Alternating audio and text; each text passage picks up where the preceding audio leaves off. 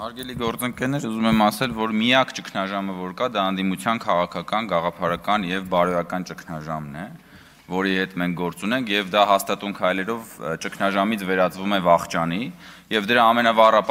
այո, Գյումրիում տեղի ունեցած ու երեք բացահայտված կաշառակերության այդ շռնդալից դրսևորումներ, որտեղ գիտեք ընդդիմությունը, հարգելի գործընկերներ, դուք ձեր քաղաքական ուժերը տոհմիկ կաշառակերության ջահակիրներն են, հասկանում եք, ես պատկերացնում եմ, էլի, օրինակ Վարդանիկը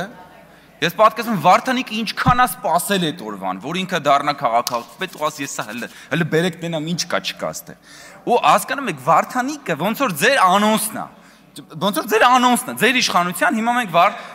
թիզերը կամ, հա, էլի, Վարդանիկը, կարելի է նայել Վարդանիկին եւ տեսնել թե ինչ կլինի, եթե հանկարծ մի օր դուք իշխանության գաք։ Այսպես բան եք անելու, սենց բանը ձեր ախորժակները բացվելու է, որ ոնց եք դուք գալու հերթական անգամ անելու են, որին որ դուք ընդունակ եք։ Միակ բանը, որին դուք ընդունակ եք, դա է կաշառակերություն, ընդ որում շատ մանր, շատ ինտելեկտը չպահանջող, ընդ որում միշտ դա հիմնավորելով ինչ որ ազգային, այս բաները չէ, նախագիծներ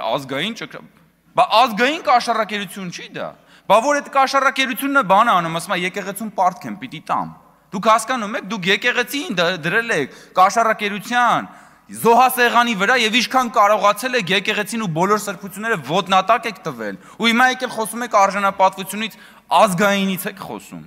Դուք ասում եմ, դուք կաշառակերության ջահակիր ասպետներն եք, դուք տոհմիկ կաշառակերության բանն եք, որ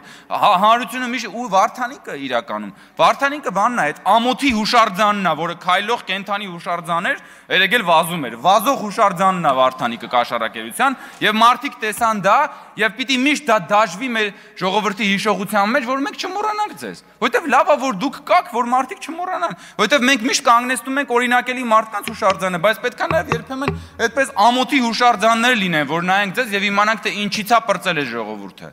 Ազգային ճգնաժամ, չէ՞ մի չէ։ Ընդդիմության քաղաքական վախճանի մասին էր այս նախագիծը։